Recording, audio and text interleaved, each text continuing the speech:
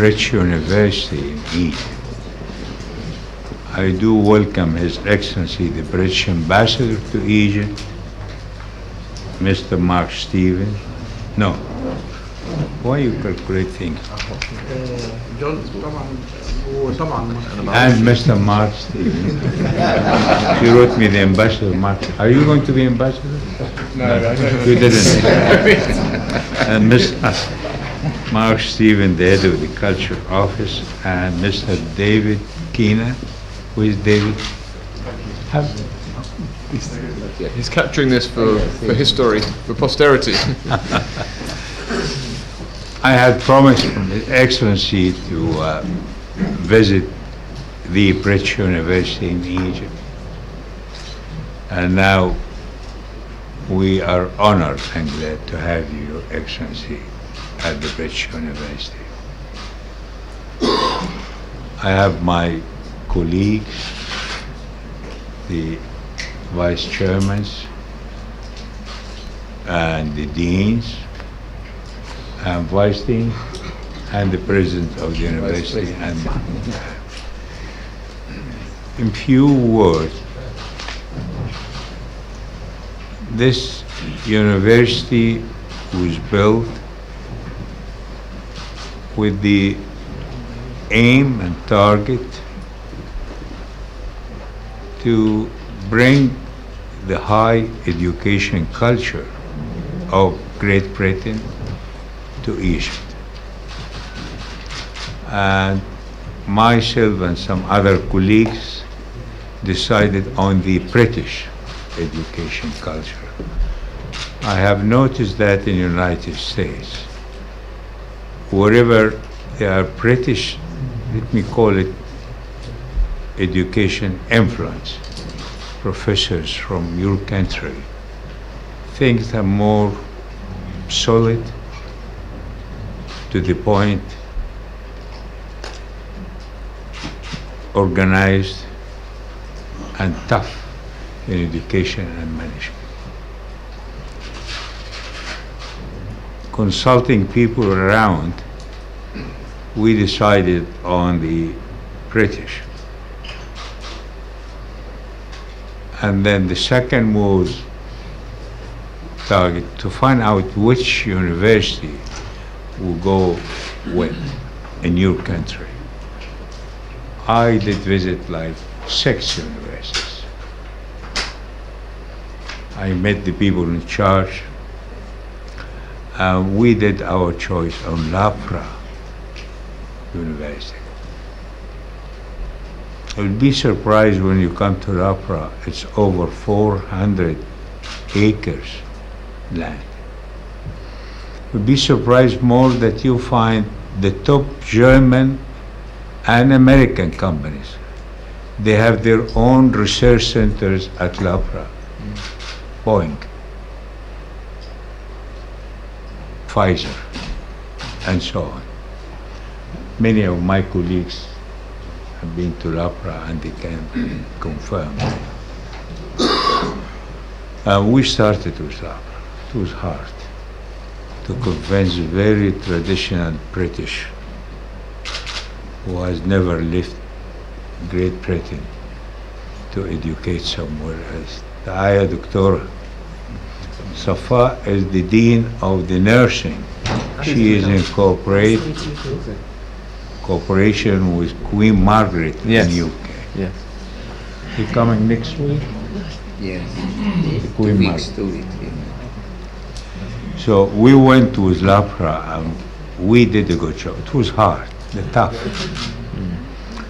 The tough twice, tough because they are tough by culture. They are not living in London, where you don't find many British people over there left. But they're living in the real UK. And they were tough for the second time because they're coming to a country in the Middle East. For the first time they leave and go outside and where? To one of the, you call them the third world countries, Egypt. They shared everything we did. thanks to them, starting by the design concept of the buildings, components, activities, everything. Some of my colleagues, and they were not happy by their interference in many things. Are you? Yes. He is not bad. Professor? Even he's British. But they are great people. And they gave us the real what we needed of efforts, education, and implementing the culture.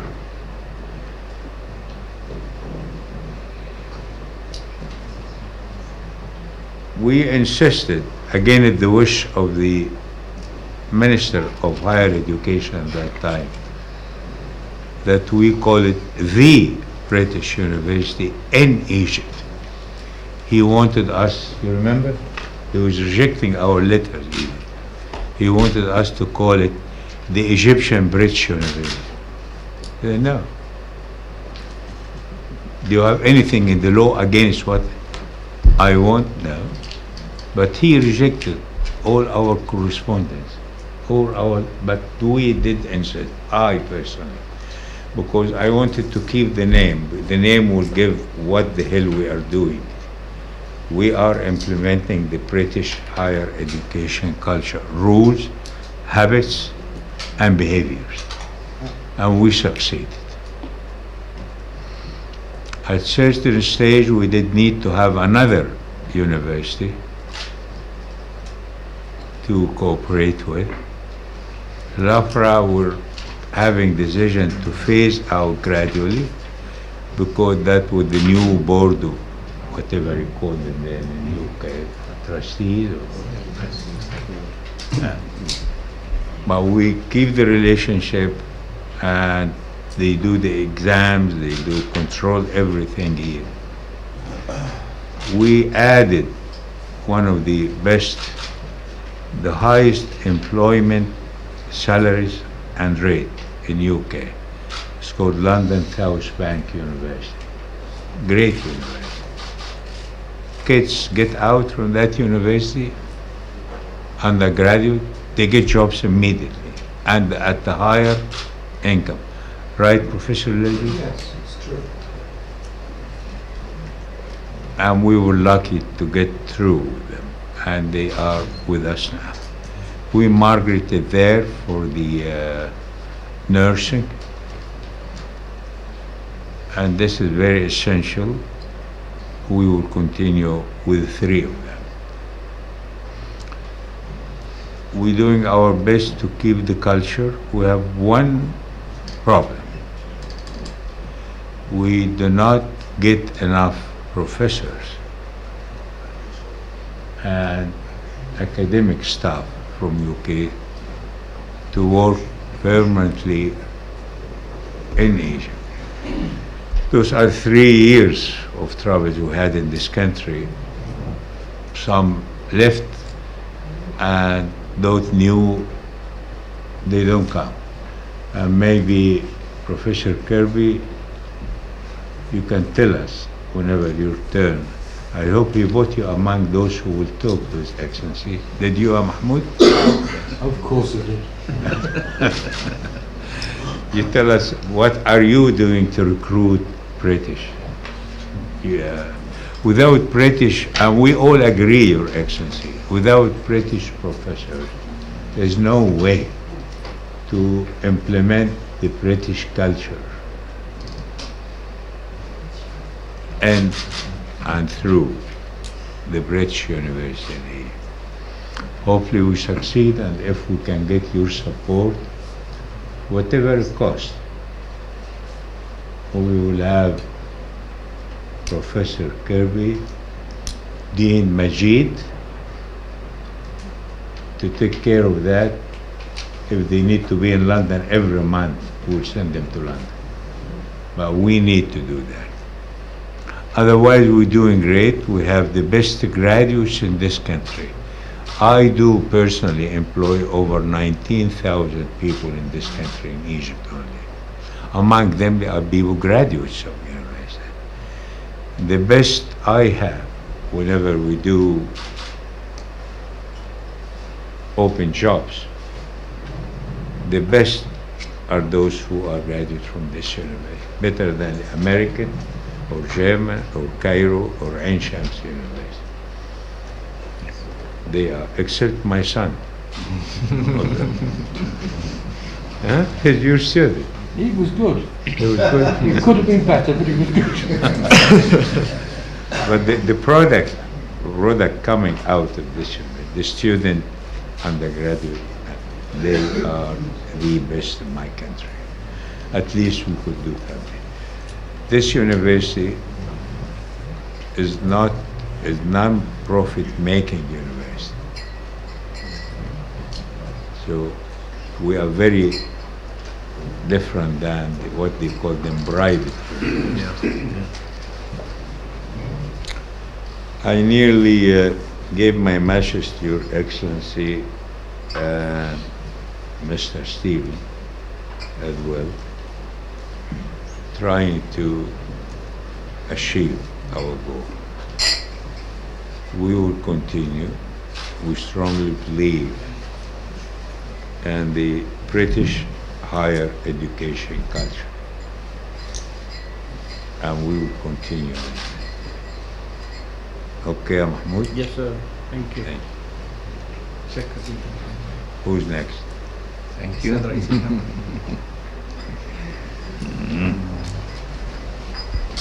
Thank you, Mr. Chairman, and welcome our guest, UK Ambassador. Thank you, Mr. President. Thank you. Mr. Mark Stephen, Head of Culture Office at Egypt. Mr. Kena. Yes. My colleagues, BUE family. I'm happy today really to have our guest the first time. And we are proud that our style of education, as Mr. Chairman said, we adopt the UK style of education. We believe it is the best model in higher education. And we are proud also to have big number of students during 9 years. We started at 2006 by 200 students only with 3 faculties. Now we reach 6,200 students with 7 faculties. And we are planning to have more 5 faculties in next future, near future. I hate to interrupt you, but Your Excellency, we decided not to increase the number of students and existing faculty. No, But we will increase the number of students at the university by adding other. other things. The minimum we have of number of students studying Yes. politics, the better quality we could use. And this university had the highest threshold, the best threshold, Yeah. professor student in Egypt. We adopted the model of Loughborough. It is 1 to 20. It is necessary here for the They student to insisted staff. on by 20. And we reached about, we have 500 staff member from professor, associate professor, and lecturer, and TA, compared with the 6,000 of students, which is the highest student to staff ratio across Egypt. We started our second phase of BUE after establishing higher education style. We start the second phase to be very good concern about the research and the community services. We have a very good plan for increasing number of publications, increasing number of specialized centers to cope with our community. We have good 2 centers, new centers, one from Middle East headed by Dr. Mahmoud, Ambassador, and another one for Africa Center by the Ambassador Mona Omar. We try to have a good reputation among the higher school universities across the world. We have a good relation between many centers at the States, and we start to go in east direction for more collaboration with other, especially for the community services. We happy to receive this good information about our PUE, and we hope to progress more and more in the new next future. Thank you, and welcome again with our guest. Let the President, the Vice President, to speak about our policy in education and in entrepreneurship and the higher postgraduate studies. Thank you. Thank you. Yes, Professor Leslie. Good morning. It's a pleasure to see you, and you too, and our friend, the Director of the British Council, I should say. In Egypt, the British University is the institution that has the highest level of provision of British higher education. And it's our aspiration that we would have our programs validated by British universities of considerable standing. From the outset, we had close relations with our British stakeholders, which are not only the validated universities, but in fact have been the embassy here in Cairo and the British Council. And we've been given very significant support by both. At the moment, just to give one example, we are involved in extremely detailed discussion with the British Council about our English programs, and considerable assistance they're giving to us there, but that's only one example. We have adopted a British system for a particular reason.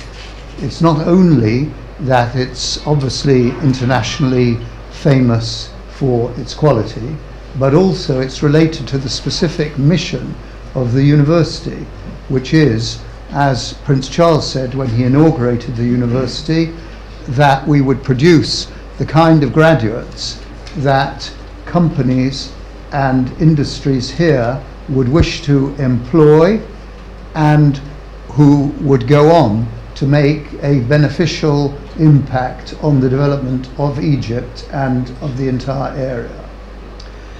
And we have a strategy for seeking to accomplish this. And I'm just going to talk about the area in teaching and learning. Colleagues will talk about research and enterprise. In teaching and learning, our strategy is to relate what we do to the norms of the British Quality Assurance Agency Association and its provisions in higher education. And this involves continuous monitoring of what we do, achievement of standards, and continuous enhancement. It's a cycle that goes on continuously, rather like a Buddhist prayer cycle. And I'd just like to say our validating universities, as the chairman of the board has said, has been Loughborough, that's laid a very firm foundation of quality, London South Bank and Queen Margaret. And it's not beyond the bounds of possibility that we would have relations with other universities in the UK and possibly in other countries as well, because we exist in a global environment. Among the things that we particularly seek to advance and value, which derive from British higher education, is above all the student experience. And within that, quite related to learning and teaching is the student learning experience. And we're very happy that the Quality Assurance Agency last January proclaimed that we did provide a quality of student learning experience which is equivalent to that of universities in the UK. And they said that when we visited them with Loughborough University. Within that context, we provide forms of support, learning support for our students, which we believe are quite remarkable here in Egypt. In terms of e-learning, IT, blended learning, we feel we are innovators. And we hope you're going to enjoy your tour of the campus, which is very remarkable. There you will see our new library. The library has been designed with the assistance of UK library advisors. The most recent was the librarian of London University and was previously at Loughborough. And it's a completely new concept of libraries. Though the American university has a library which is larger and has more volumes, ours is more advanced and very much related to British higher education, learning and teaching. So those are some of the elements in the strategy that we're using for what's really our core activity, which is producing employable graduates with British degrees. Thank you. Morning, Ambassador.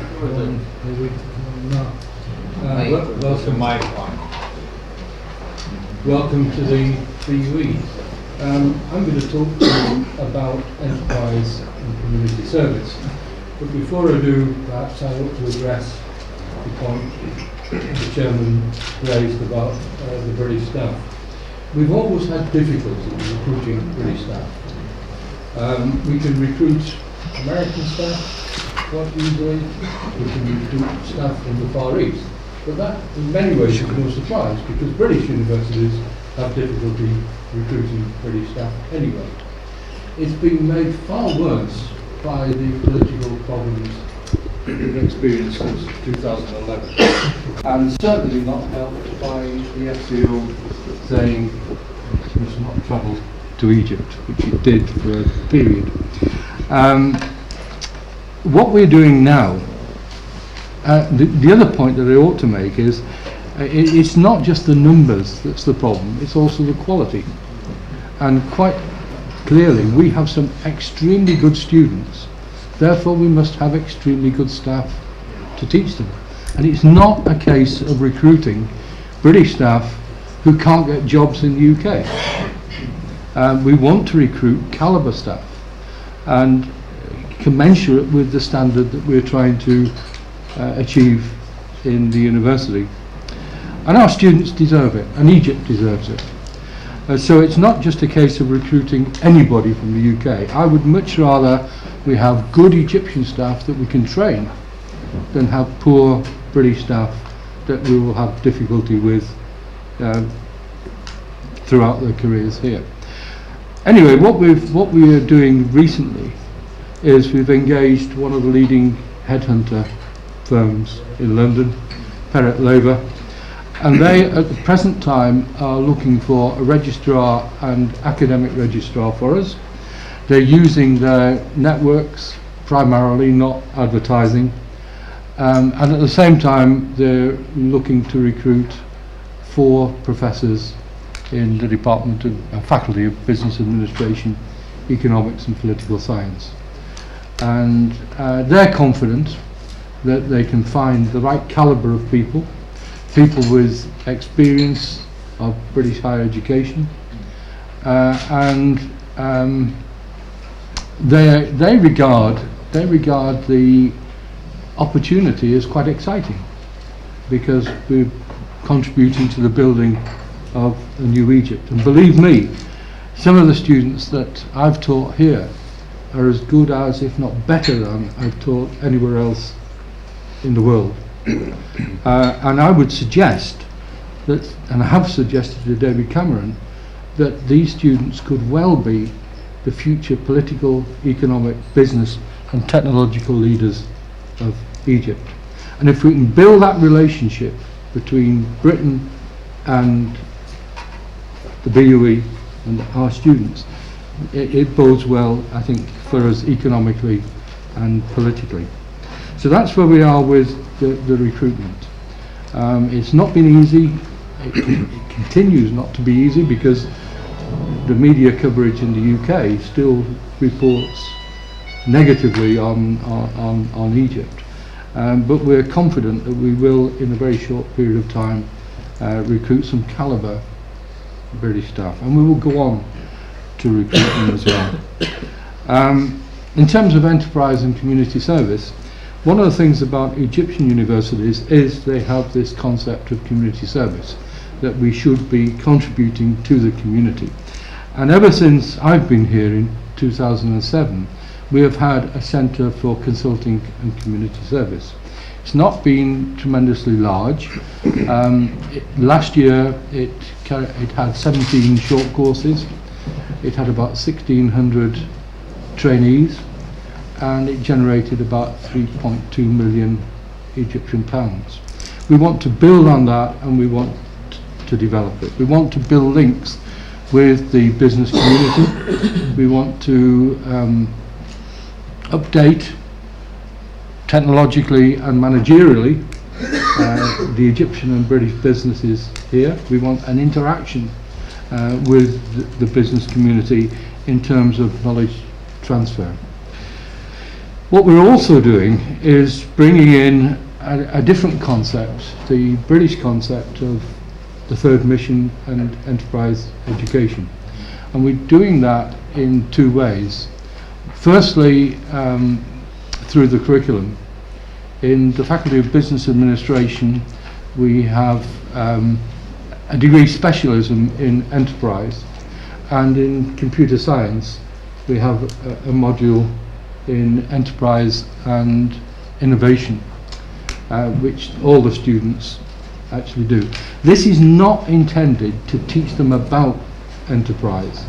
This is intended, or these programs are intended to prepare them for a career in enterprise, to go out and start up their own businesses on graduation, to make them much more independent, not waiting for things to happen, but go out and bring about change.